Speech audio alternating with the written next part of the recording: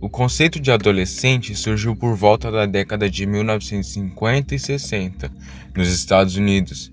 Depois foi importado para o resto do mundo através de filmes, etc. Depois da Segunda Guerra Mundial, os Estados Unidos passou a ter um poder econômico enorme e começou assim um consumismo enorme também. Qualquer pessoa que quisesse ter um emprego conseguia, então o jovem começa a curtir. É mais ou menos nesse contexto que surge o rock. Guitarristas, plateias, rockstars e todo aquele lifestyle. E aí surge Jimi Hendrix, nascido em 27 de novembro de 1942 na cidade de Seattle, nos Estados Unidos. James Marshall, ou Jimi Hendrix, era um garoto delicado e tímido. A sua infância foi cheia de problemas familiares, principalmente a separação dos pais e a morte da mãe em 1951 e 1958, respectivamente.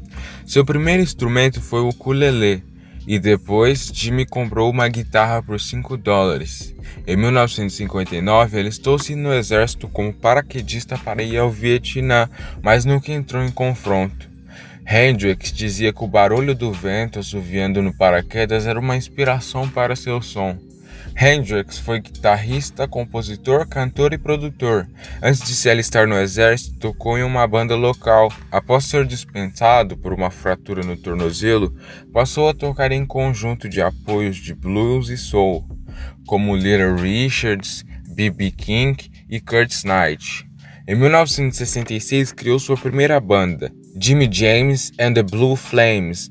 Foi nessa época que Jimmy conheceu Frank Zappa, que mostrou a Hendrix o pedal wah-wah. Mais tarde, na Inglaterra, Hendrix formou a banda The Jimi Hendrix Experience, com Miff Mitchell e Noel Redding, com a ajuda de Chas Chandler, que os descobriu ainda nos Estados Unidos. Conseguiram um contato. Suas apresentações em Londres trouxeram grandes fãs, entre eles Eric Clapton, o grupo The Who e os Beatles. Dessa forma, Hendrix conseguiu formar uma parceria com o selo Track Records.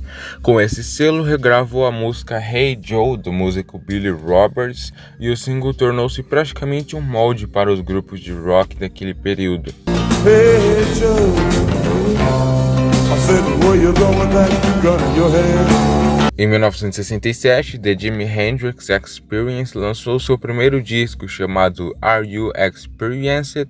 Ele trazia, entre outras, as músicas Remember, Fire, First Stone of the Sun e Rat House, que continham elementos do pop rock, psicodelia, baladas e blues. Ainda em 1967, foi levado ao hospital após queimar o braço ao colocar fogo na sua própria guitarra, performance que se tornaria sua marca registrada. Depois foi lançado o segundo álbum, com músicas como If Seven Was Nine e Little Wing, que continuavam mostrando sua maestria na guitarra. Nessa época, graças à fadiga e ao abuso de drogas, Jimmy foi preso em Estocolmo após um ataque de raiva em um hotel.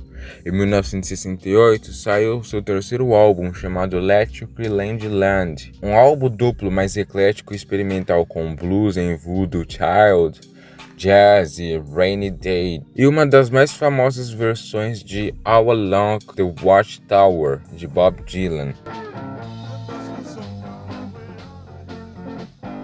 As gravações deste disco foi bastante problemática, pois Hendrix se sentia limitado, então ele resolveu voltar para os Estados Unidos e criar um estúdio para ter liberdade para desenvolver suas músicas.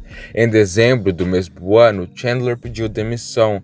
Hendrix havia se tornado indisciplinado, errático e incoerente pelo uso de drogas, querendo fazer várias gravações e nunca encontrando a perfeição.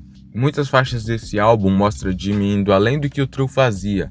Essa expansão de horizontes musicais ocasionou o fim da banda em 1969. Em maio, logo depois, o artista foi preso em Toronto por tentar embarcar no avião com heroína em seus pertences.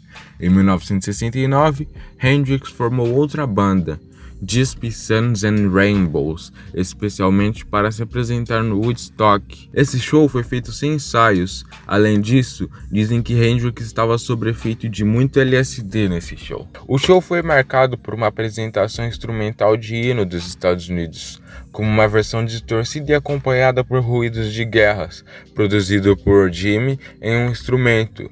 As invenções desses efeitos na guitarra foi inovadora. A banda acabou e Jimi formou um trio, Band of Gypsies, acompanhado de Buddy Miles e Billy Cox. Eles fizeram 4 shows na noite do Réveillon. Os shows foram gravados e continham apresentações de diversas músicas, incluindo Machine Gun, seu épico anti-guerra. No começo de 1970, sua associação com Miles terminou. Segundo Hendrix, eles não conseguiam se entender, então Hendrix passou a trabalhar com Mitch Mitchell no seu projeto Rainbow Bridge. Em agosto e setembro, provou da insatisfação e do desapontamento do público, com várias zombarias em meio a uma atmosfera de badernas nos shows. Morte. Em 18 de setembro de 1970, Jimi Hendrix estava na Inglaterra com a namorada, Monica Dinneman. Lá ele foi encontrado na cama de um hotel desacordado após ter tomado 9 pílulas para dormir, asfixiado em seu próprio vômito. Morreu no hospital com 27 anos e foi mandado para ser enterrado nos Estados Unidos. Jimi Hendrix tinha sido um estilo único, por ser canhoto e tocar uma guitarra para destros virado ao contrário com cordas para canhotos. Esse fato influenciou muito guitarristas canhotos. A Fender Stratocaster era a guitarra preferida de Jimi. Ele usava quase sempre, e o fato de ter tanta habilidade em usar a alavanca de trêmulo para fazer acordes e notas sem desafinar a guitarra fez com que Fender fosse imortalizada. Dizem que Jimi conseguia fazer partes rítmicas e solos ao mesmo tempo. Hendrix sempre procurou melhorar sua performance no palco e criar novos efeitos na guitarra. Foi um dos primeiros a utilizar o pedal wah-wah e explorou todas as possibilidades, tornando-se um mestre notável. Após sua morte, álbuns póstumos foram lançados e até um filme documentário sobre a vida de Jimi Hendrix foi produzido em 1972.